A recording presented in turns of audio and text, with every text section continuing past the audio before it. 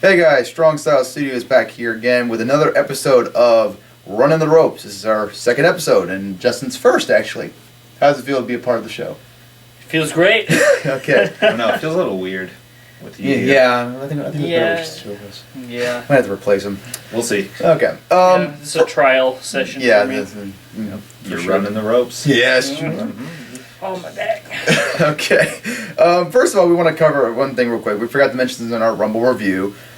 We actually did a fun little thing where we picked numbers, and I think the rule was like you had to like root for those guys, and if they won, and like I think we had to pick one number in particular that you would root for the entire year. Who wants to go first with their numbers? Well, I think Justin, it would be good for you to start. Yeah.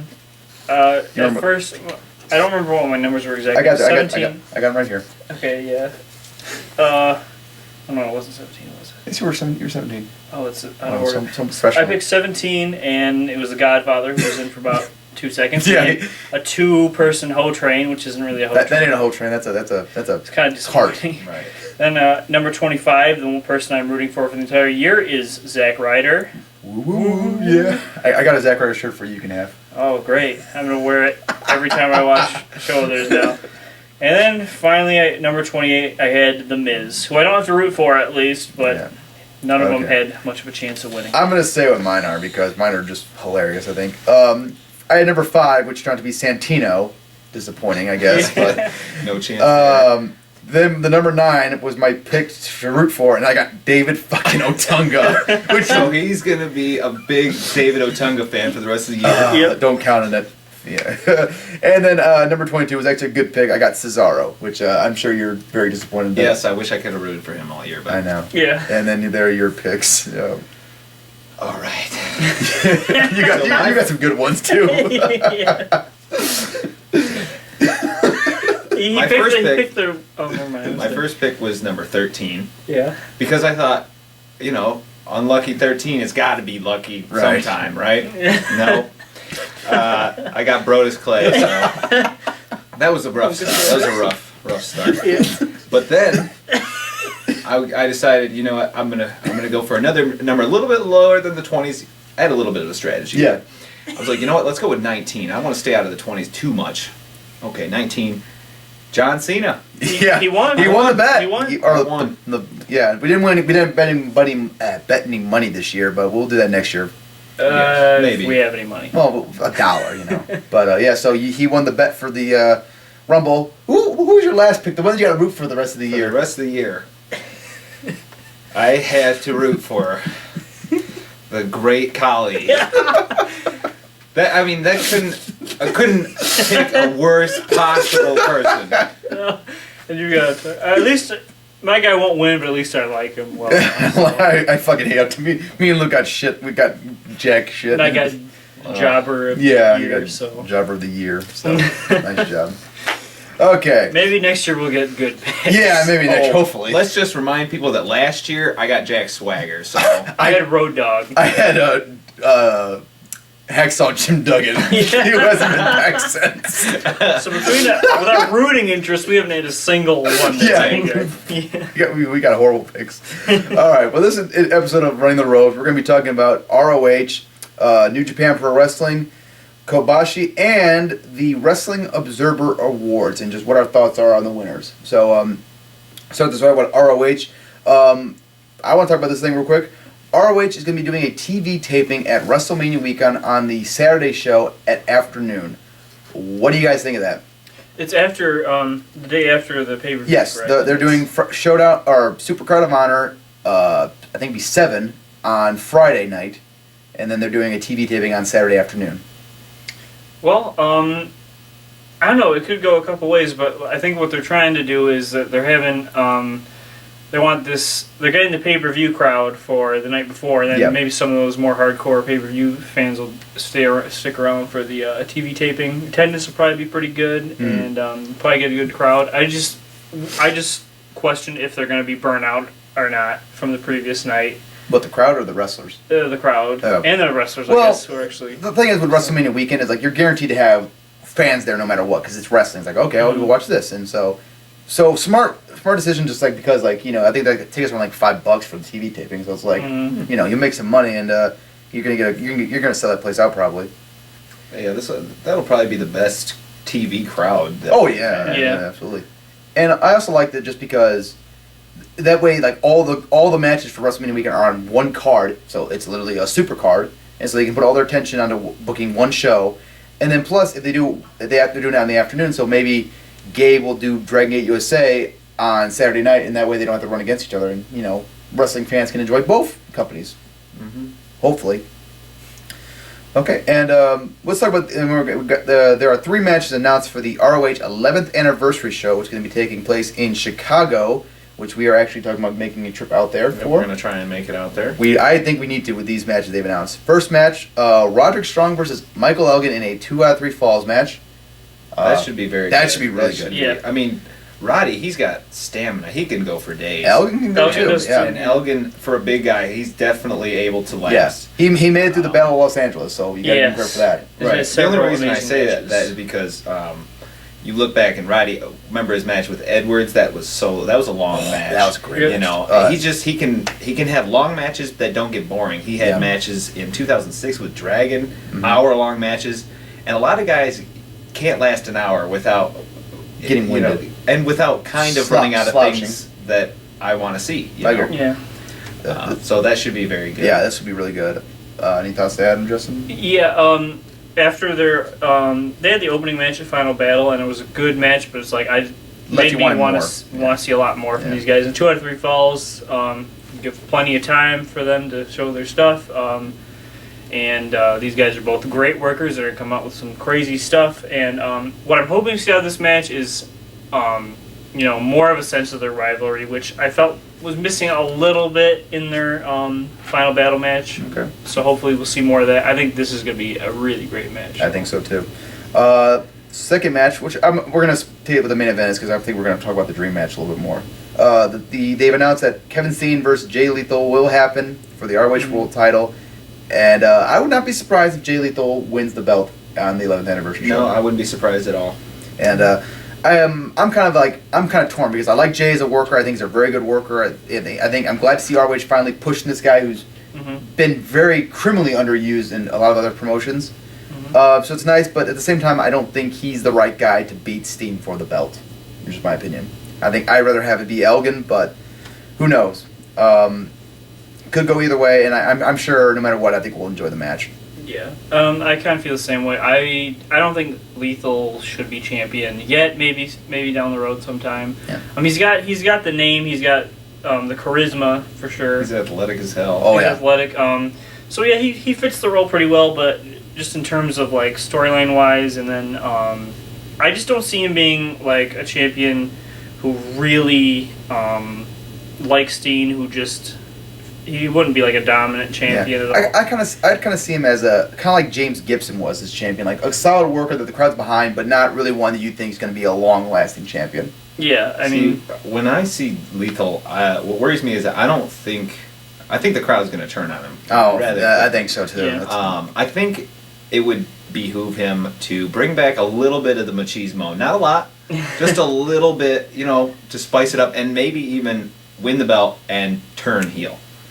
Because then they don't have a chance. The crowd doesn't have a chance to turn on him, and then he can bring that that flair. Yeah. Have a little flair. He's a champion, and he's better than you. It played that whole Killer Instincts thing. And nobody cared about him when he was banned from getting a title shot, and when Steen spit on his mother, we threw trash in the ring. Screw the fans. That's a good idea. And then you have a heel that Elgin could take the belt off instead of Adam Steen, Cole, who's way over. Yeah. Well, also going along with that, but I think they could do it where he doesn't win the belt and becomes even more frustrated because he already is. And or if they wanted to keep him face, he could be like the underdog who keeps coming close. Which the only problem with that is they've done it so much. But I feel like Lethal would be like the right guy to do that. Lethal would be a believable. If they hadn't done it with like Tyler Black and Davey Richards already, people get tired of it pretty fast. Which is unfortunate because I think it would work for him. But okay, and then the next match we want to talk about is the dream match that ROH has put together, which is the American Wolves, Eddie Edwards and Davey Richards taking on New Japan Pro Wrestling Team, Forever Hooligans, Alex Kozlov, and Rocky Romero. I'm super hyped for this match. I think this could be a show stealer. This should be a great match. This should be a lot of fun. It's probably going to be fast paced. Oh, it's going to be fast. It's going to be balls to the wall. And these guys know each other so well. Yeah. Davey and Rocky used to be part of the No Remorse Corps, and they were the tag champions, and those matches were fun. Yeah. They were actually tag team champions in New Japan not too long ago either. Yeah. That's true. Yeah. And as for Kozlov, he can go. He's a very talented guy. WWE was really stupid to let him go. Very talented. Yeah, that was kind of. I was surprised by that. Yeah. He's got a lot of charisma. I would love to see more of him in ROH. I'm looking forward to the Russia chants and the Russian dance kicks to the head. I'm looking forward to this match a lot, and hopefully this is a sign of things to come with them bringing outside talent in, maybe even from New Japan, hopefully, because that's one thing I miss about Ring of Honor was bringing in talent from all over the world and bringing them into one place and showing what they can do. Yep. So hopefully we'll see more of that. Next up, we got to talk about our PWG's All Star Weekend 9, which is taking place March 2nd, 22nd, and 23rd. Already a few names announced. Obviously, you got Steen, you got Willie Mack, you got Adam Cole, you got the Smash Bros. You got a lot of guys already announced, but a few new guys are going to make their debut and return here. You will have Paul London making his return to PWG, which I'm kind of excited for that because I want to see if the guy can still do it. If he's still can go. AR Fox will be making his PWG debut, as will Samurai Del Sol. Jay Lethal actually that could be really good for him, I think. Yeah, I think that will help him. Yeah. And Johnny Gargano will be making his debut as well, which I'm very happy with that. We got Ronan in PWG now. Ronan, baby. Yes, I knew that was coming. And the first match that's already been announced will be Sami Callihan and Drake Younger in a guerrilla warfare match on the end of night 1. Nasty. The winner gets a title shot. Someone's gonna fucking die. That's gonna be brutal. You know that he's gonna be. Why did I just forget his name? Younger is gonna be taking some nasty. God, he is nasty he is insane, man. He is literally. And Sammy will oblige him because he will break you. I will say right now, I want to throw this out here real quick. I talked about it on earlier. One match I'm kind of hoping that maybe they'll put together. I doubt it's gonna happen with all the guys they already got announced, but I want to see the Young Bucks versus the Time Splitters from New Japan Pro Wrestling. I want to see that. That'd be an awesome match. Sweet. And Alex Shelley said he'd come back for that match alone for PWG, which so make it happen. I'm excited for Gargano to be in PWG and see what he can do there because he's I don't awesome. see him enough, Oh yeah, he's been very talented in Dragon Gate USA. And Dragon Gate makes it so he's kind of the hard man to see their damn shows. shows. Yeah, they never come out on DVD. Yeah, I want it. That's the thing. Like you see him all the time in Chikara, but he doesn't really get it. While Fist is an awesome tag team and they have a lot of great matches, it's like I want to see more of Johnny just one-on-one, and it would help him with his craft and become even better than he already is, which he's already awesome. He's definitely one of the top guys. There's a lot of there's a lot of more. Dream matches that we have yet to see that couldn't happen in PWG. Roddy versus Johnny. Yeah, that'd be awesome. Lots of great potential matches. I tell you what, man, AR Fox and Samurai Del Sol, those guys are gonna fucking blow away that California crowd. They're gonna go nuts for those Plus, two guys. I want to see, since you don't get to see him like in ROH, him versus some ROH guys. Yeah, absolutely. That would be awesome. I mean, Fist versus the Smash Bros. That'd become cool. I don't know. There's a lot. Endless possibilities. Johnny Gargano versus Eddie Edwards. How about that? Yeah. So all those guys going into PWG, that's gonna be really awesome. That's for them. what's great about PWG is they can get people from all over and they can put these dream. People want to go to together. PWG. Exactly. Yeah. And I want to touch again on Jay Lethal being brought in, and I think that a lot of people on the East Coast and ROH fans have kind of soured on him just because we see where everything's going, and we see him in this one light, and we've seen it this way for so long. Yeah. But I think it's going to turn a lot of people's perspectives around if he goes out there and he just has a bunch of blowaway matches, and the crowd's eating him up. I think that'll do a lot for his image on the East Coast. Plus, having him against a variety of opponents, he's kind of been, facing similar guys. Yeah. So just have him against, I think we can all agree that there's nothing negative that can come out of this show. Like, these shows are going to be really great. They should be the usual. Yep. PWG, And the Unbreakable Fucking Machines will be there, as will the Inner City Machine Guns, or two fly black guys, as I call them. I'm sticking to that name, man. All right. Let's talk about some New Japan Pro Wrestling. New Japan Pro Wrestling is going global. Yes, they are. They're working on an English website, which would be of blessing for us. Yeah. And they're also I think they're doing one in Spanish too, and they're also like reaching out and like going to be doing broadcasting their shows in I think England, Spain, and a couple other European countries. Brazil. Yeah. So it's going to be great. I think this is going to help them a lot. Oh yeah. Especially, I mean, definitely with the exposure over here, they must have seen that the iPay-per-views were cashing in all over the place, and that's why they decided to do this. People are staying up till 3 o'clock in the morning to watch their shows. That's a big bonus right there. I don't blame them. They're fantastic shows. And I love this idea. And I think it's good business because I think New Japan is of any company in Japan is most prepared to get into other markets. I agree. Expose themselves to other markets. More marketable, I guess is the right word. I would love them to come to the U.S. and do some shows here. Do a tour here. I think it would go. They did one back a while ago, apparently. Like back in like 2010 or 2011, they did a few shows out here. Oh yeah, but that was. I think this once they have a chance to expand, and they can come over and have a bigger show. I think that'd be great for them, and I think that'd be great for the wrestling community. Oh yeah, absolutely. You know. Mm-hmm. And maybe get some of those New Japan guys some chances to shine elsewhere too. You know. Yep. Mm-hmm. Also, Nakamura, the IWGP Intercontinental Champion, has announced that he's willing to defend the title anywhere in any promotion. And that's going to be really. That's really awesome. I always love when people do that with belts. I think that it really raises the prestige of a belt when you're willing to defend it anywhere. Like what Daniel Bryan did when he was the ROH champion. Or, what Samoa Joe did. Yeah, first. Samoa Joe too. Oh, that's right. And, Samoa Joe did too. Aries also. Okay. He traveled everywhere. You're right. I apologize. So I think that really helps add to credibility of a belt. And Nakamura's one of the best they got. Oh yeah, he's one of the best in the world. Oh yeah. I'd love to see him come out to the U.S. and do some shows out here. You know. Yeah, absolutely. You know, there's some dream matches they could have. There's a lot of dream matches you can have. Yeah. So yeah, that's a very exciting news, and hopefully. I'm sorry to cut you off. No, go ahead. But what I like about that is this is the Intercontinental Championship. It's not the top belt of the company, but they're trying to add.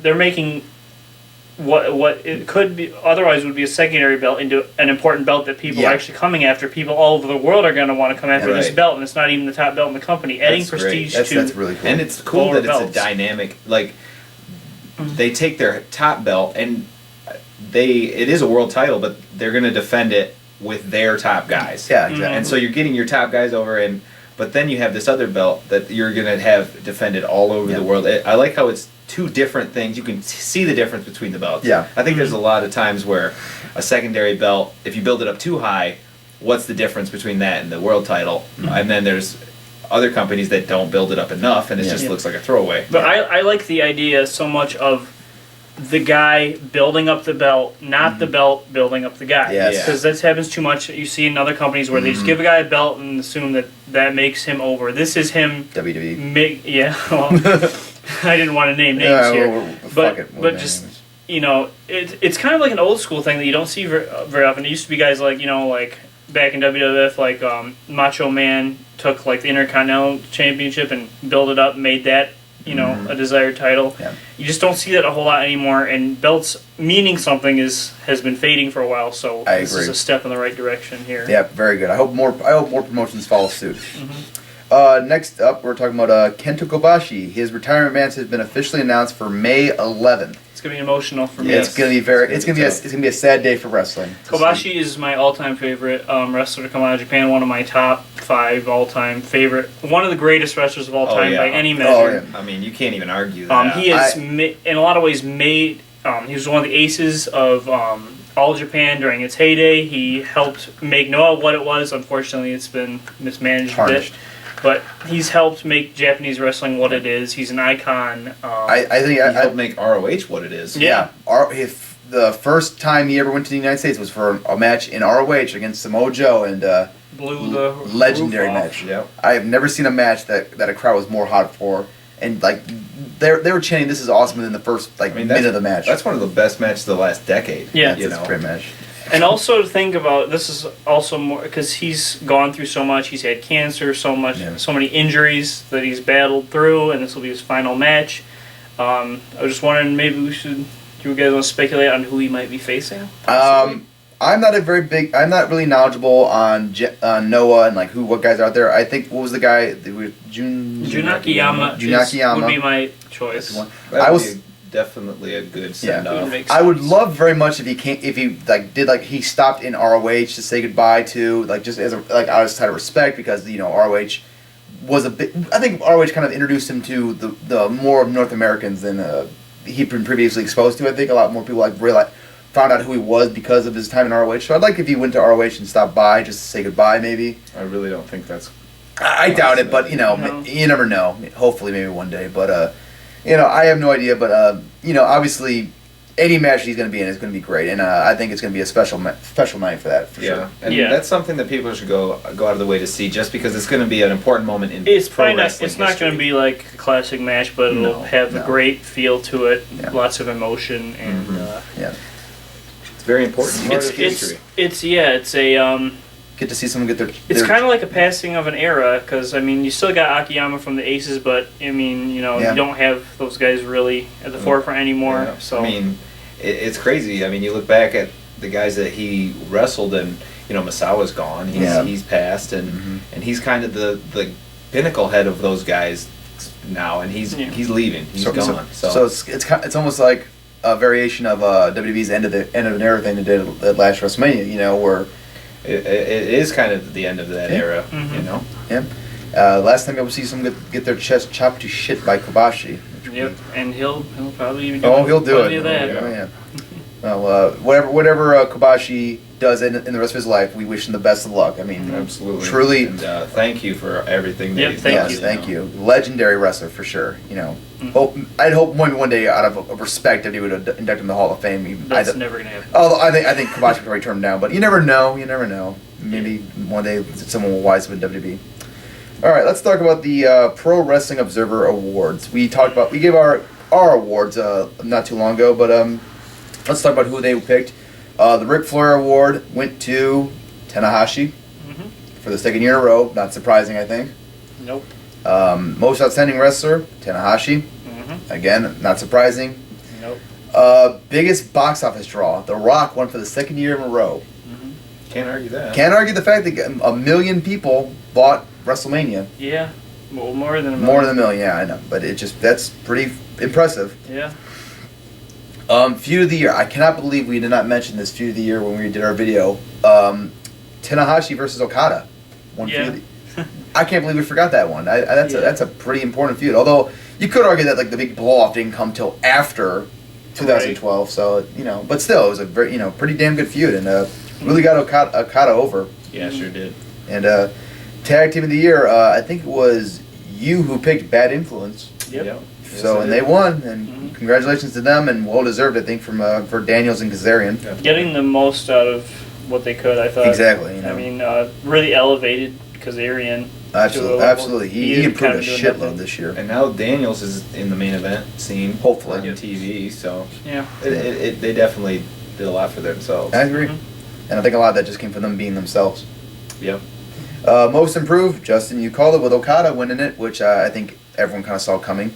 Yeah, but they're just wondering if because he wasn't, he kind of came out of nowhere. He literally was a nobody. Yeah. He was a teenage jobber, and he came back and became. But it wasn't that he improved a lot in the ring because he was always pretty good, Yeah.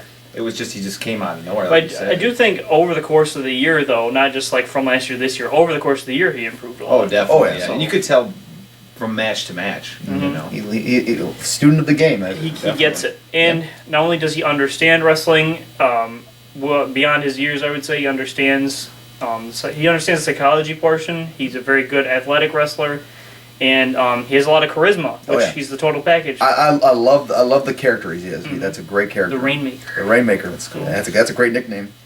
Best talker or best interviews. CM Punk won for the second year in a row. Can't called argue it. Too much with that. Yeah, I know. Most charismatic, The Rock won. I'm kind of iffy about that, because I'm not a huge fan of Rock's promos recently, just because I think he's been kind of the reactions he gets are still I'll give him huge that. though. Yeah. So And he is a charismatic guy, but I don't know if he's the best. But oh well. Best technical wrestler for the 8th year in a row. Daniel Bryan has won it. he's got. They should just rename the award after him. Yep, You know? I want to be. We got the Bruiser Brody award. Let's just make it the Bryan Daniel award. Brian The what? Danielson. God damn it. He's never gonna Daniel get it. Bryan award. Right. Well, God damn it.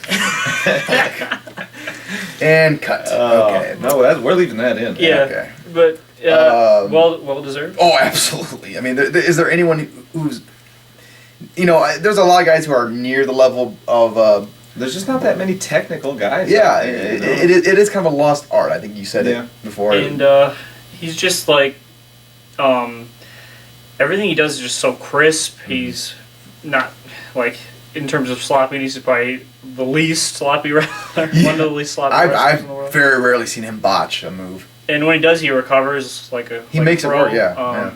He's just everything he does looks legit, and he does little things that make the moves look more legitimate too. And another thing I like is that during like the feel out portion of matches, especially, or like when he's controlling the matches, it's not the same series of things. Some guys fall back on, okay, we're gonna tie up, headlock. I'm gonna grind the headlock in for a few minutes. He's working into different submissions and doing different things. So Definitely one of the best in the world for sure. The Brawl of the Year was won by Steen for the 3rd year in a row. well deserved. Well deserved. Yep. There's few that are better at Steen than at brawling. Very few. Yeah. Well, clearly none this year. Yeah. Flyer of the Year was won by Ibushi, which I think this year especially he deserved it, man. He had some absolutely spectacular matches. And he can do some crazy Yeah, stuff. his matches with Kenny Omega, El Generico, and DDT were great. I mean, he's very, very New impressive. Japan against Loki, Loki, yeah. Devitt. Yeah. And didn't him and Prince Devitt have a match too? Yeah. Yeah. Yeah, okay. Very good match. Very good wrestler. Most overrated was won by Ryback. Called that one. Yeah, you called That's fair. I called that one. It's fair. He's overrated. Yeah. Most underrated was a guy we didn't forgot to mention. I thought about bringing him up, but Tyson Kidd. He is underrated. He's terribly underrated. Yeah. And I will say right now though, it's kind of a good thing he won this award because I've looked at the past winners and like almost always after they win that award they get a pretty nice push. So hopefully when he comes back from his injury, WWE will get their shit together and give him a nice push. Hopefully Hopefully. I see a lot of potential with him. Oh, he can be Intercontinental champion. And no before his push just suddenly ended because he had that match with Tenzai that just killed his push, basically. He was getting a lot of positive response people from the like crowd. him. So. CM Punk put him over in a promo, so hopefully that gives him a nice little rub. Yep. Promotion of the year, no surprise, New Japan Pro Wrestling. Yeah. I called that. Yes, you did. Worthy of that. Yeah. Show of the year, kind of a gimme, went to Impact. Yep. Kind of. I don't think anyone's surprised with that. Good for them. They were pretty watchable for a while. Yeah. Now they're back to shit. So it appears that way. match of the year, Tanahashi versus Suzuki. You guys both called it. Yeah. I'll stand by my decision to pick Davey over in Elgin. So Guess we're just gonna have to fight about that one I guess forever. Yeah, bring it on. Rookie of the year was won by a very unknown wrestler for me. Anyway, Dynastia? Dynastia. I don't know. Dynastia, I think, from AAA. Apparently, a few people like her a lot. I still think Touchdown deserved it more. He was in second place though, so. But good for her. I'd like to see some matches with her and see if she's any good. I don't see a lot of AAA, but No, me neither. Best non-wrestler, Paul Heyman. No doubt about it. That's fair. Man. That's definitely fitting. Oh, absolutely. I mean, he carried Brock Lesnar, for a while, and then he's done a very good job of working with Punk. Yeah, he has. And the fact that a lot of people said oh, why would you take Paul Heyman with CM Punk? Punk doesn't need him. It's like, well, Heyman brings something new to the table with Punk. Yeah, it's interesting to see just their interactions because both guys can hold their own in promos, and it's like two kind of genius guys going. Two mad scientists getting together and making the ultimate Frankenstein. Rather than just one guy dominant, rather than the manager just having a stupid wrestler, the manager just tells everything to do. It's like, they have good interaction. Ryback could use a Paul Heyman. Yeah.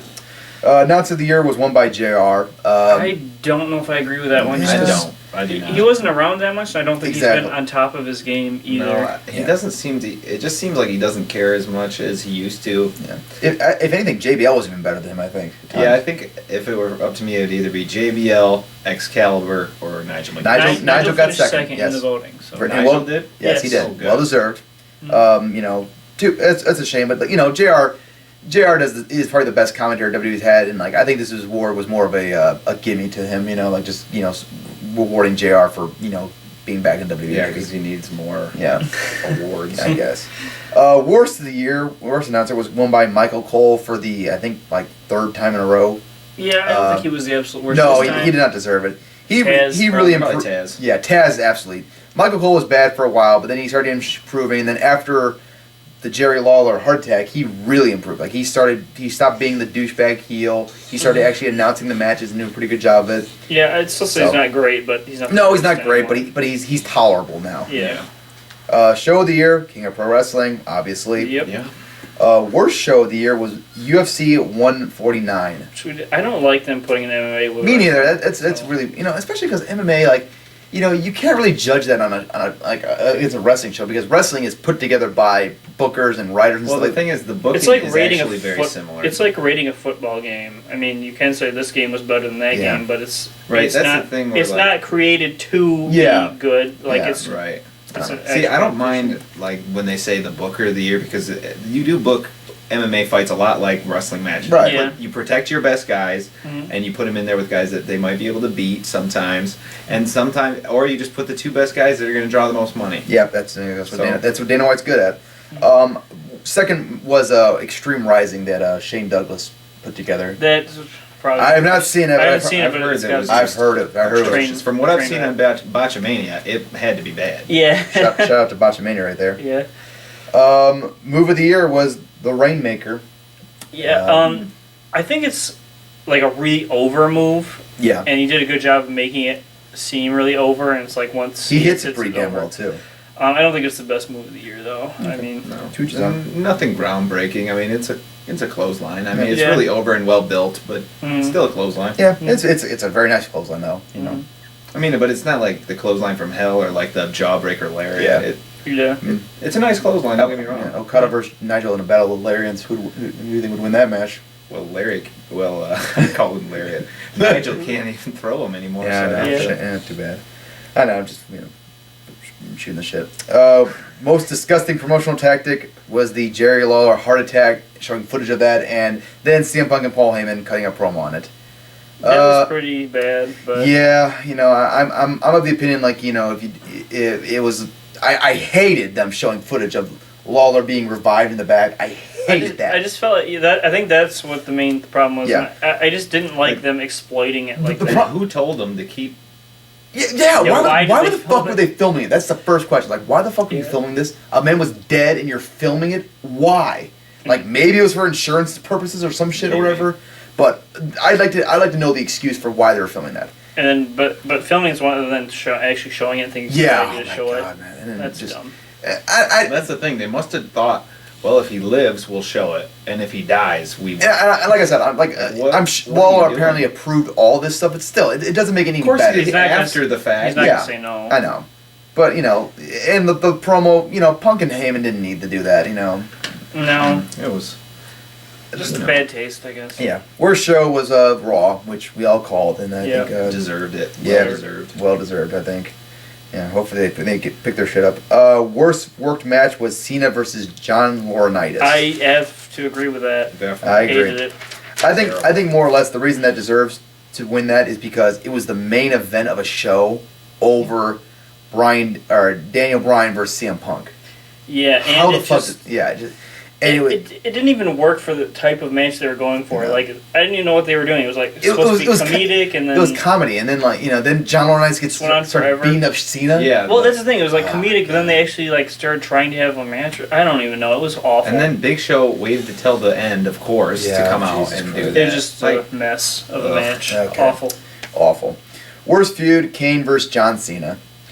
It was a bad feud. Pretty I don't know if it was the terrible, Yeah. worst. Maybe not. Well, it had some shit, and it buried Ryder. pretty hard. Burying Ryder was maybe the worst aspect. I don't know. I could argue that like the Claire Lynch feud was worse just because it was just so god awful. And the AJ and Vicky. Yeah, Yep. there's a lot. I think there's a lot worse. I think Kane and Cena was probably one of the most just like pointless. I It think. shouldn't Kane have been just the main event always- feud. Absolutely. Definitely not. Kane just always seems to win the Wrestling Observer. Yeah, feud. that's Not kind always of deservedly, but that's his award. I think. he has been in some shit feuds. that's Yeah, for he sure. has. Yeah. Really ashamed too. Worst promotion was won by TNA. No. I don't agree with that. Yeah, I think TNA, like, they did a lot of things right. They did a lot of dumb shit. Like, you know, they had a lot of momentum and then they ruined it. But I still think overall it was a good year, though. yeah, I'd say they it had a was. good year. I mean, they had a lot of things. They won a lot of awards. You know, they had best television show. That's a plus. I don't know who was all. I don't know who was all up for this award, but Well, I ROH was second. I agree with that. I think Yeah. that they should have won. Mhm. I think that their year was just really. They moved backwards. They Yeah. didn't move forward at all. I will say right now, like, it was going along all right up until after Best in the World, and then like Boiling Point and Death Force Honor just really sank the company to an all-time low. Mhm. And People were turning. yeah, against people it were before people that. were like saying They like still couldn't get their pay-per-views right. Yeah. Mhm.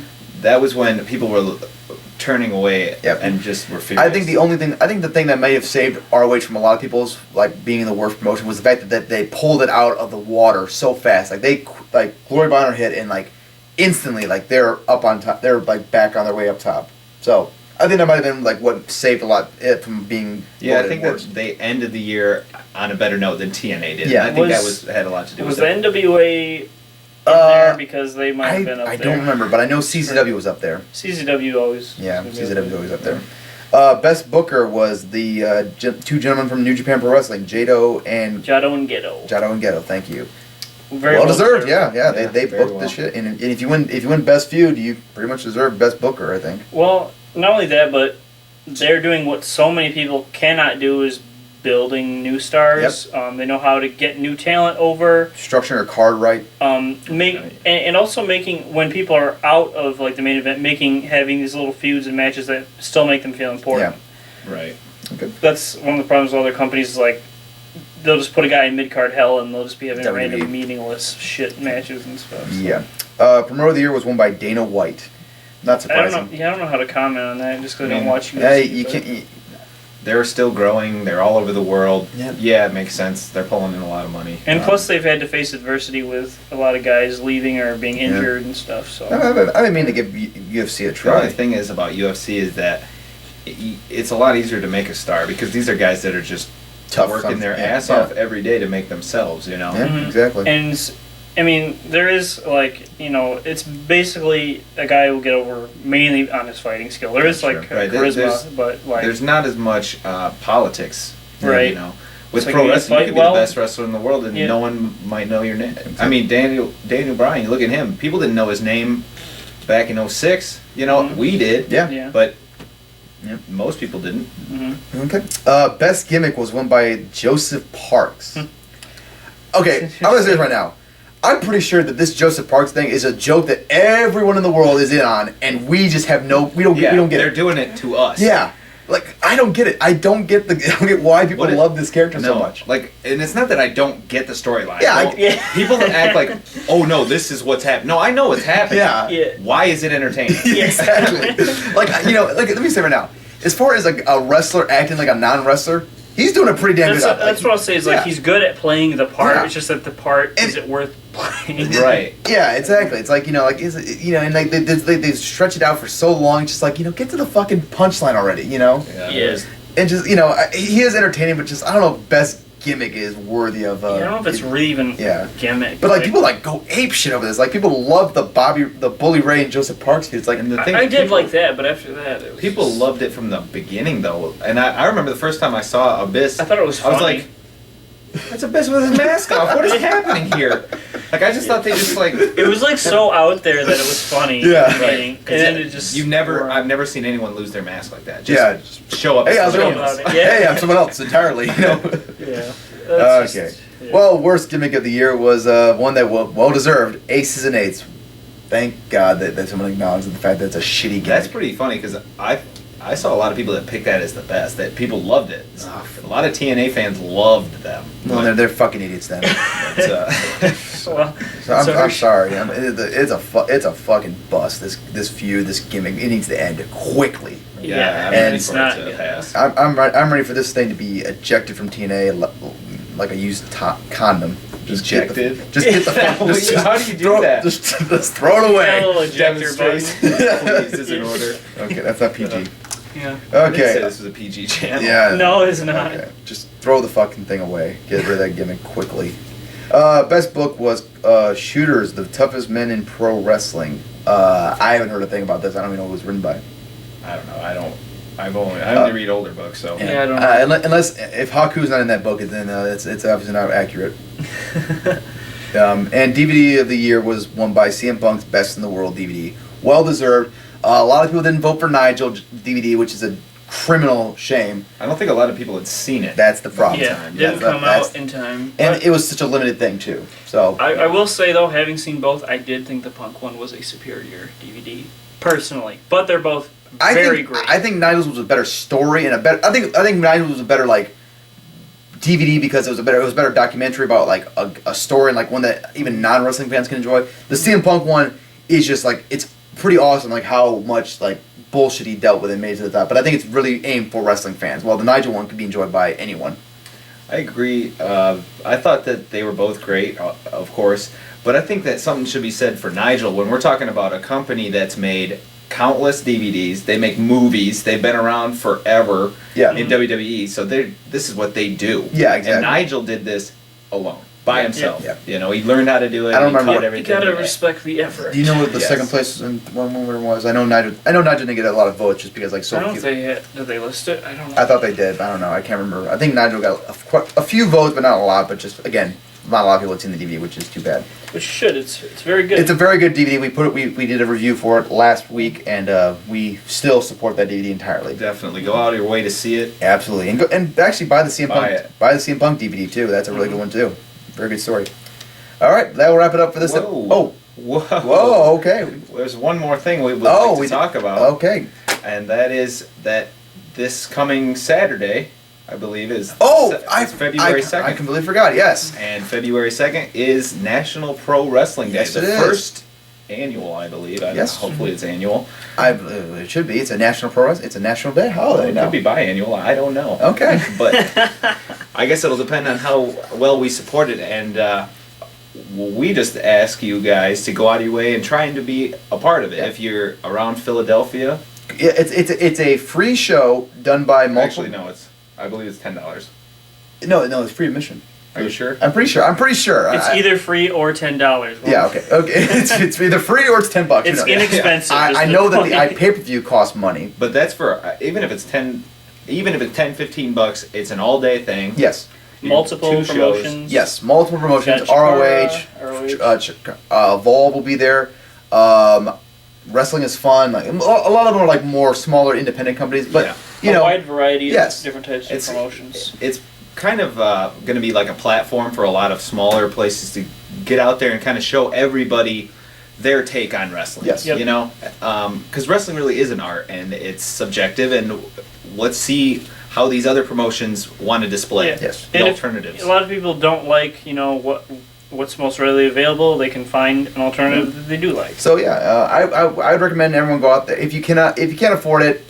Don't spend your last penny on it. But hey, if you can afford it and you want to watch some wrestling and you're a fan who's who's looking for a new promotion, this might be a very good way for you to find some smaller promotions that deserve your effort and deserve your money. Definitely, which we check always it out. encourage. But if you can, buy the pay-per-views, and you got to remember this is good to support the younger guys, the guys that aren't making millions of dollars yet. Mm-hmm. So support the guys that aren't the primetime players. Yes. Okay. But yes, we will. I hope maybe that we can check it out. I don't know. I might not buy it. I'm kind of broke right now, so. I'm gonna buy it to There you support go. our pro wrestling friends. Yes. Support pro wrestling. Support local wrestling. Yeah. And if you can't buy the iPay-per-view, just watch the wrestling DVD or whatever. National Pro Wrestling Day. Yeah, at least celebrate. Yeah, celebrate. Watch some wrestling. Yeah. Go close on your siblings, or something. No, don't do that. Okay, don't do that.